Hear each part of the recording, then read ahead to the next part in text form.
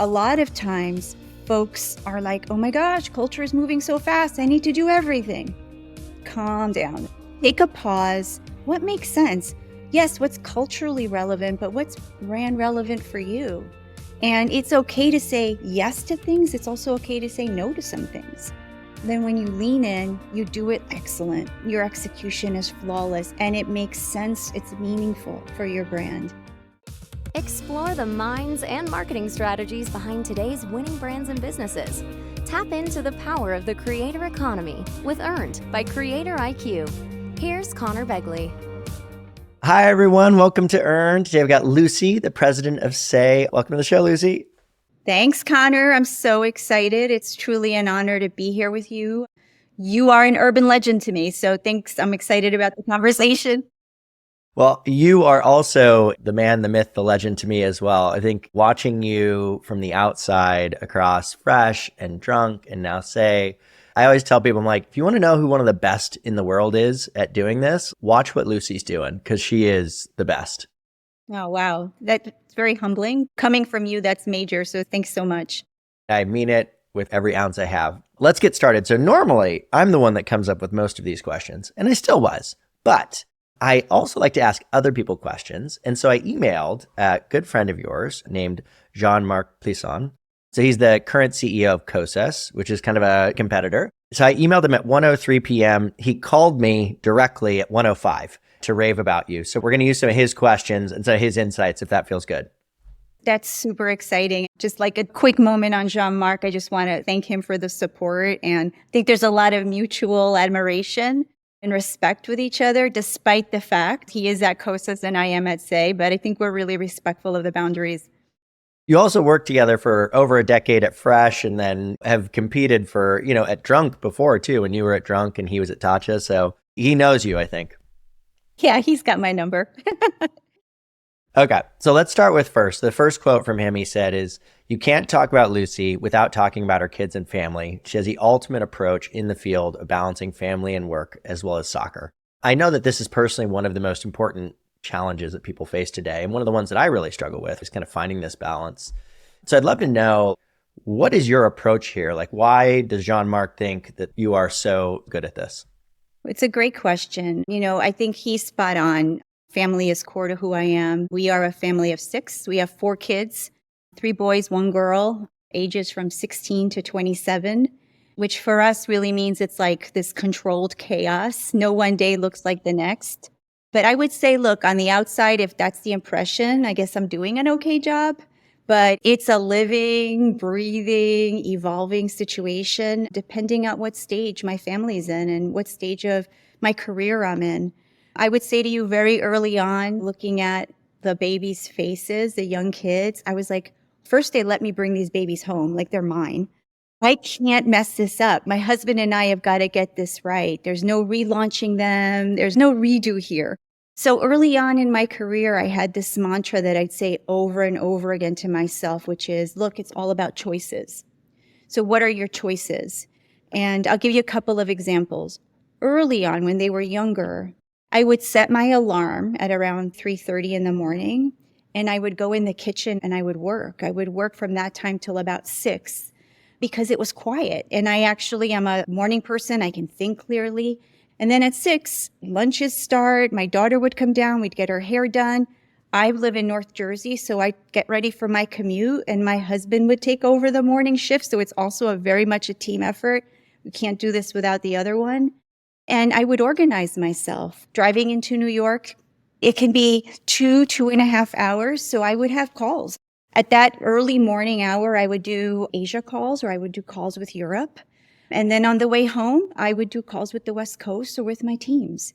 So those were choices I made. I also chose at those early ages to not do as much after work. I didn't go out as much for dinners. I didn't do that as much because the choice for me was, I want to get home to bathe them. I want to get home to break bread and feed them.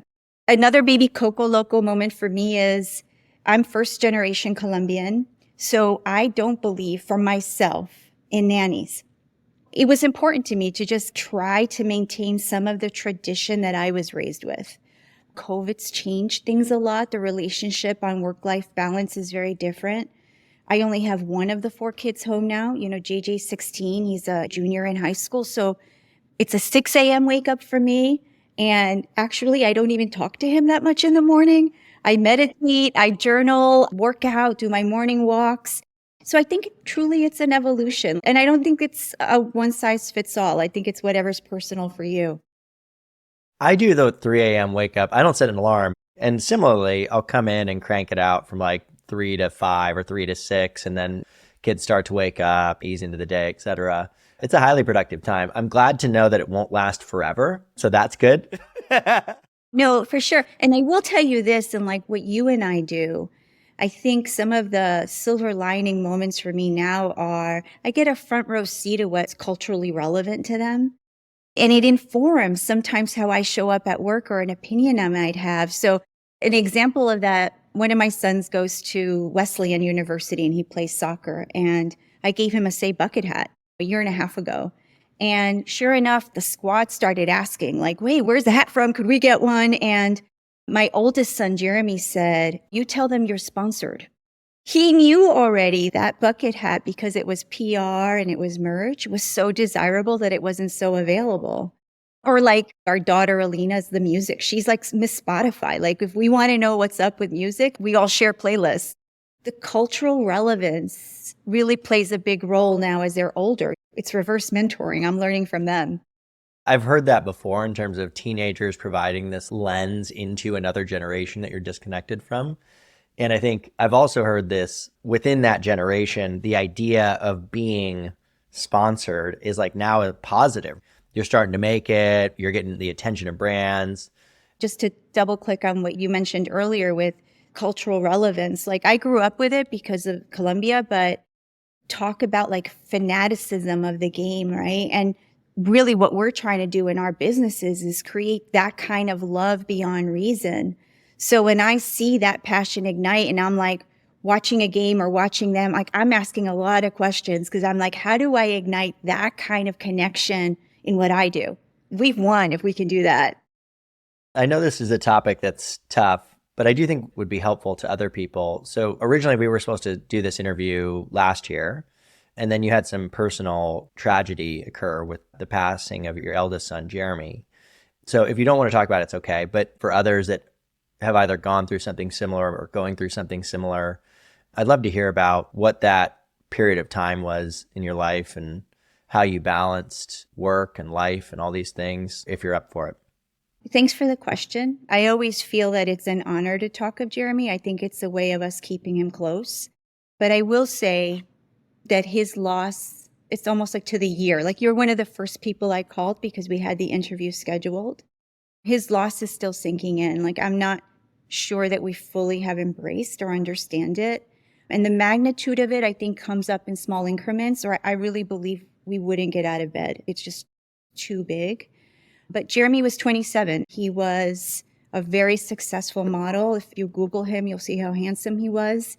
He was working with great designers like Christian and Soriano, truly very loved in his field. But where we as a family saw Jeremy really shine was he actually went to a camp at the age of 17, so a little old to be a camper, but it was a soul-searching camp called Camp Odyssey. And he came home just a different teenager, truly transformed, steeped in love and gratitude. And he then went back for 10 years to counsel at that camp. No matter what fancy fashion show was going on or whatever, he always spent the time. So going through this has been, for us, super rewarding. These kids reach out and like send us the snaps or send us the text messages that Jeremy sent them that really showed he cared. He cared deeply. He saw them beyond their problems or whatever they were going through. And, in terms of helping anyone that's in a situation like this or just grieving, we all experience loss at some point. I got a lot of advice, and a spiritual healer actually mentioned and taught me that there's something special about passing on at the age of 27. I don't know if you've heard of the 27 Club. Yeah. Yeah, so apparently there's a belief that these souls are very enlightened and they've come to like leave you lessons. So one of the things I did with our family was we said, let's dig deep. Let's understand what Jeremy tried to teach us, and then let's honor it. So we came up with like a handful of things. And one of the things that we try to honor as much as we can is he loved loudly. He was all in. Like he was the kids' biggest fans. Like if he couldn't follow the game, he'd tell them they looked good on the field. He loved big. He also forgave quickly. Like he lived in joy. Yeah, he'd get mad. He'd go for a walk and come, but he got over things fast. And I think there's a big lesson for us there. He connected with people's hearts, all walks of life, all ethnicities, all everything. He saw people's hearts more than he saw their physicality, which I thought was super special. He was happiest in nature, and we do a lot of hikes. We do a lot of walks together. It gives us a lot of peace. I also have been reading a lot. I'm curious, and if I can get a little bit of reconciliation in a book, it helps me get through. So there's a book by Don Miguel Ruiz called The Four Agreements. It's magnificent. And for us, it helped us remember Jeremy a lot. He teaches 4 quick lessons on like how to live a very purposeful life. Be impeccable with your word. Don't take things personally. Don't make assumptions. Get context. Like give it the benefit of the doubt and like, always do your best. So it sounds anecdotal, but it's definitely a daily practice and something that we work on. But thank you for asking. I really appreciate it. Yeah, I love the idea of taking it as an opportunity to be like, what did we learn from him and how do we make that a more regular part of our lives? I think that keeps him fresh in your life, right? One of the things I've observed as well, and we'll go on to the next quote from Jean-Marc, but you have always been so gracious with me and our relationship. And just to use his quote, she has personal relationships that are deep, and her professional relationships with people like Sephora are the best I've ever seen. She maintains and cultivates relationships in a beautiful way. I've worked with her for 12 years and I've been her competitor for 6 years, but we still have a weekly call or email or text. She maintains private relationships so well. We never even talk about business. So I'm curious, obviously this is a deep part of who you are as a person. How do you think about that? Is this something that's intentional for you, or is it something that's just inherent to who you are? Talk to me about that. Yeah, I think relationships for me are inherent to who I am. And I work at them not as work, but it's truly a pleasure. Growing up, my dad used to always say, knock with your feet because your hands should be full. Be gracious, bring things, show up grateful. I have been very blessed, Conor. You know, I have incredible people in my life that I find fascinating. It's this curiosity and this connection that you just start off as business partners and then you admire each other. And then, yeah, there's trust, there's loyalty, and winds up being love too. And you're like, want to know about you. How are the kids? What's going on? Like, how can you help me? How can I help you? And there's enough room in this space for everyone. There's no need to be like crazy competitive. If we help each other, everybody wins. I really believe that. With respect to Jean-Marc and what he said in Sephora, I've learned from the best. He's got amazing relationships as well. But I would say, you know, with Sephora specifically, we're in it together. You know, I've known many of those executives for over 20 years. I think, you know, there's a very deep respect and admiration for each other. And are the conversations always easy? No, but there's now candor and there's trust and many, many fireside chats, and it transcends, right? And by the way, that's Sephora, but I would say that goes to say for my teams and for a lot of other retail partners, I didn't realize this was something that I'd been nurturing as much as when we had the experience with Jeremy. When I tell you, Conor, the people that reached out just moved our whole souls. It was unbelievable. And we had recently opened with Drunk Elephant, Ulta. And Dave, Monica, and Penny called and sent things. We were quote unquote business colleagues. No, we had transcended, you know, even in that short period of time. So there's something also very special, I think, about our industry. It's a relationship industry. It's a people industry. And some of the smartest, kindest people I've ever met are in this industry. Yeah, I always like this phrase. It's better to become friends because of business than to do business because you're friends. And again, it's not necessarily what you're talking about, but I think the idea of when you are winning together and everybody's winning together, right? Like those are really powerful relationships that get formed over time. It's like cool for me now to be deep enough into my career to be like, oh, wow, some of these people I've been working with for like 10 years, I might work with them for another like 10 or 20 years. That's crazy. Like, it's weird to start having that enough historical context to start looking at the remainder of my career and project out what that looks like and to be like, wow, that could be really cool. Like, that's awesome that I might work with this person for the rest of my career. Totally. And, through that, you have business cycles, but people cycles. And as people, you connect to say, well, marriages, divorces, engagements, babies, breakups, whatever. And just as a human spirit, as a human economy, if you will, you just learn so much from each other. It's like, whoa, I didn't realize that helped you. Thank you. Let me help you with this. It becomes very reciprocal and super gratifying. 100%. All right, let's go. We'll do our final Jean-Marc quote. So, she is the ultimate brander. A lot of people look at a brand like a book. Lucy has the brand in her blood. She has done it. She has done many of the best brands that have existed, and they were not the best brands by accident. So I think he's saying that you had a role in that. So my question is, if you were teaching me a class on branding or teaching a class on branding, what would be the titles of the chapters? What would be the big themes? Okay. So first, I would rewind and say, let's give you the title of the book. The title of the book would be Heart Share. I've trademarked that title. I believe in it very much. And Heart Share for me is a state of mind. It's touching the hearts and the minds of consumers, your teams, your family. And, very often in boardrooms or in the meetings that you are in, the conversations are around market share, wallet share. And I definitely need those dialogues, but I'm a believer that if heart share starts first, the other two pieces come, and they come organically and they come with rigor. If you reverse engineer it, it's business and it's not relationships. So in terms of chapters, I would honor Jeremy, and one of the chapters would be Love Loudly. I think another chapter for me would be Don't Be Half Pregnant. Be loyal. Oftentimes, you get caught up in the business conversations of KPIs, and they're important, but I would say, what are your JPIs? So living in joy. What are your joy performance indicators? And proven time and time again that teams that are happy, that are living in joy, win. So those would be some of the chapters. I like it. I just sent this article to my co-founder, John, who just took over as CEO of Creator IQ. And it was the companies that make best places to work list outperform the market by about double over the last X period of time.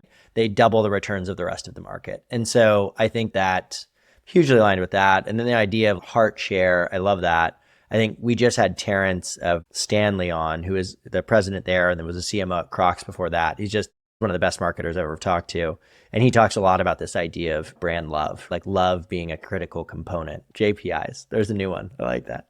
This wouldn't be a Creator IQ podcast if we didn't talk a little bit about influencer marketing. And the quote I often say is, if we were to look at the top 3 to 5 influencer marketers in the world, here's my list. And you're one of those people. And the proof is in the pudding, right? So I think you took Fresh into our top 10 skincare brands. I think at the time you left, they're going over 100% in EMV. You took Drunk Elephant to number 2 overall in our rankings and almost $1 billion acquisition. You got Saie growing the fastest organically of any brand in the top 50, 130% growth in EMV. And so I'd love to dive in there a little bit. Obviously, you oversee much more than influencer marketing, but what do you think philosophically it is about your approach that has led you guys to have so much success across now 3 different brands? I would say first, if you were to say the secret sauce, I am not that smart. I have been blessed with amazing teams. Honestly, hands down, like you talk about reverse mentorship, I've learned so much from the teams at each one of those companies, and I continue to learn.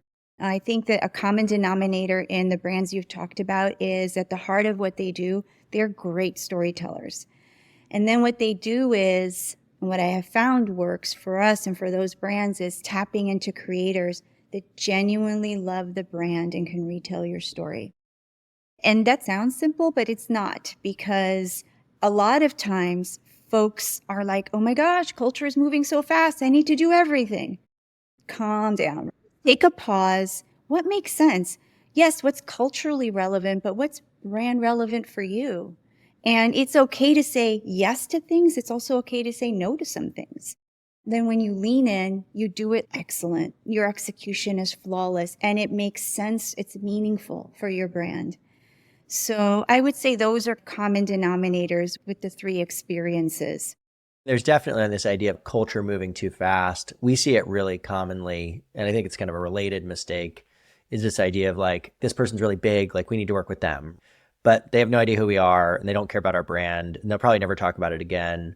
And I think that gets back to this idea of brand love that you talked about and authenticity. Again, it sounds obvious, but somehow most people don't do it. I'm just not sure why. Yeah, I agree. And sometimes I sit in meetings and I talk to other founders and other colleagues and in the industry, and they might be chasing a viral moment. And in my opinion, at least, I think the other way. Like, I think it's mission critical to chase your core business and make sure you've got a really strong core business.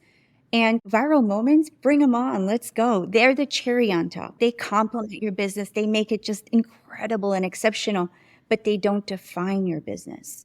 And I think that's the distinction, at least in how I approach it.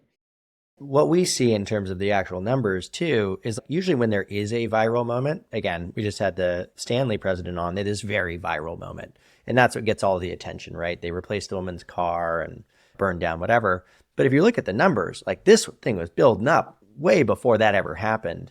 In a lot of ways, focusing on your core business, focusing on real brand love and real advocacy and these kinds of things, that's what sets you up to then have the viral moment. And it happens organically rather than in a manufactured way.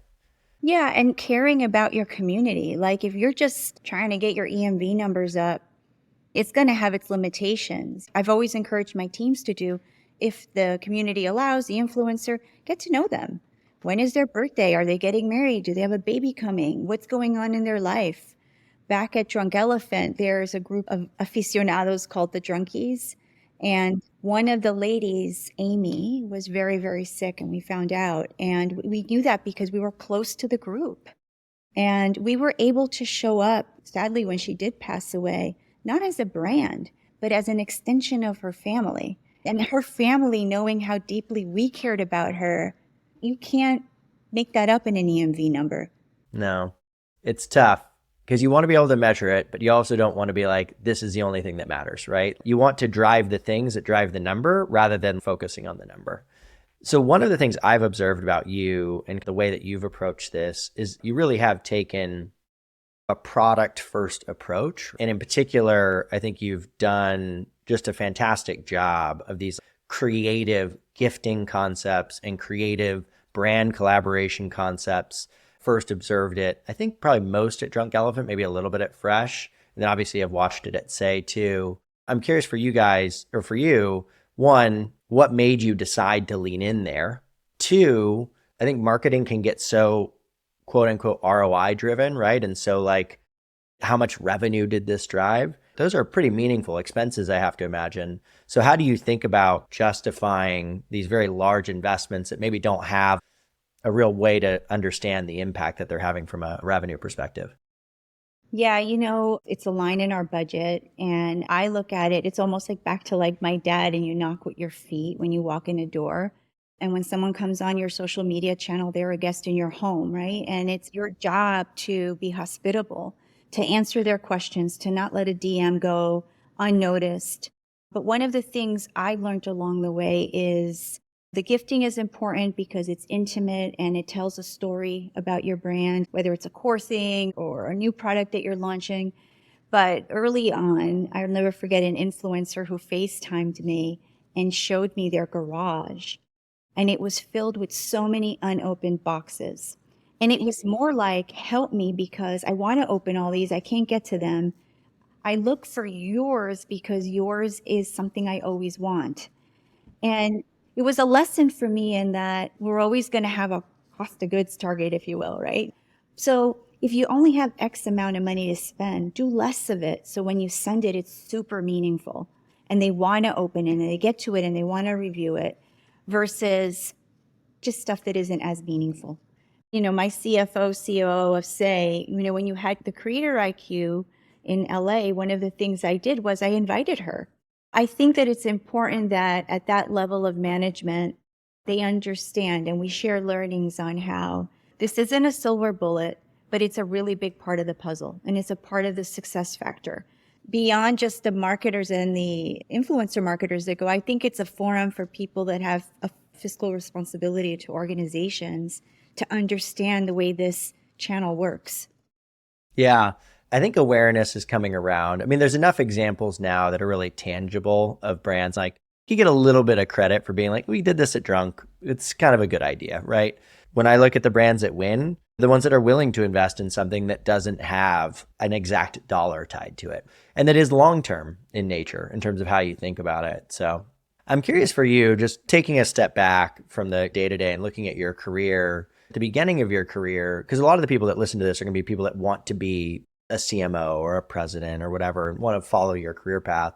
So for you, you started out at some of the larger beauty houses. So whether it's LVMH or Estée Lauder, the big conglomerates. But then more recently, you've gone more to the indie side, right? So you went to Drunk prior to the acquisition, you got to Saie. What made you decide to pivot to working with the smaller indie brands versus the larger conglomerates? And if you were to give advice to somebody coming out of school, would you recommend a similar path, start at the bigger players and then go to the indies, or the reverse? I'm going to start with the first part, which is my path. And that it worked for me. I will say at Estee Lauder, at LVMH, Shiseido, they're truly best in class. The critical thinking, the best business practices, the branding, the learnings I had are MBAs, PhDs plus. You cannot make that up somewhere else.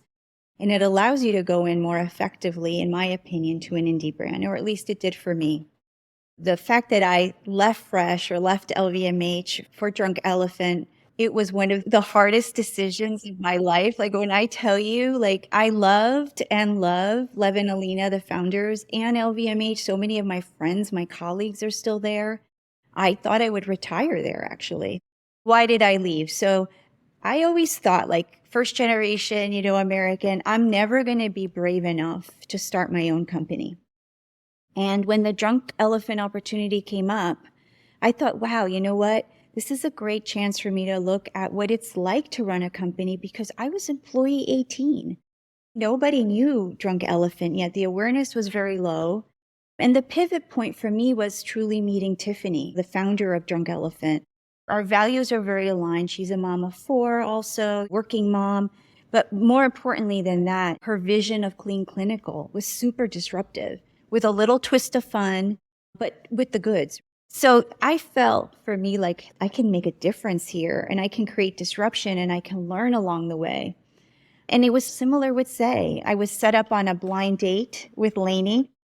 I went out to near where she lives. We met at a beach, and we took a long walk, and we talked about families and purpose and her vision, her passion points. And what was really, I think, telling for me was while we did this, Lainey handed me a garbage bag. And while we talked and bonded and solved the world's problems, we picked up garbage on the beach. This isn't a marketing moment with Lainey. This is who she is. She cares so deeply, more than anyone I've ever met, about the planet and its well-being. It's inspiring. And then P.S., of course, I tried the products, and, her approach to all of it is just super refreshing, unique in a super crowded space. And again, I was kind of like, I can make a difference here. There's magic here. I want in. Yeah. So now, having been at 2 indie brands and actually at Fresh, where they're really strong founders as well, how do you think about that partnership between you and the founders? Because obviously they created this company, and it's really your job to go out and communicate that to the world. What's like the best way to work with them? How have you found that? One of the things that I do very early on is when I come in is deep listening, but it's really kind of unlocking their why. I have so much respect. If you think about it, Conor, their courage are so admirable. They took the risk to start this company, right? I listen deeply to what are their points of difference, what really matters to them. And I try to pull out of it what I call these sticky stories and put together DNA. And oftentimes when you start the dialogues with them, they're kind of generic. I'm a clean brand, or I'm luxury. And yeah, they are, but they're so much more than that. So you have to keep digging in until you really create the synthesis of their DNA of what makes them unique.